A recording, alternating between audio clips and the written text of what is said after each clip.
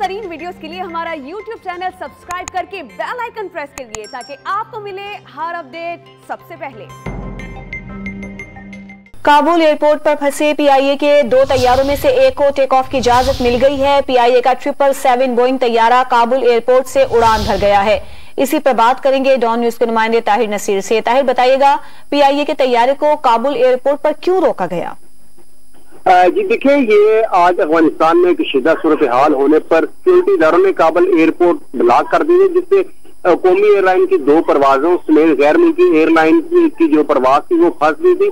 कि ये जराये का ये कहना है कि 2 जहाज जो काबुल एयरपोर्ट पर मौजूद थे उनको लैंडिंग की इजाजत नहीं मिली थी, ताहम बाद ना लैंडिंग की इजाजत मिल गई, जबकि जो गैर मुल्की एयरलाइन है उसको भी लैंडिंग की इजाजत ना मिली और वो वापस रवाना होगी। जो कौमी एयरलाइन की एक परवाज है पीआईए का 777 बोइंग तैयारा, उसको काबुल एयरपोर्ट से उड़ान की इजाजत मिल गई है।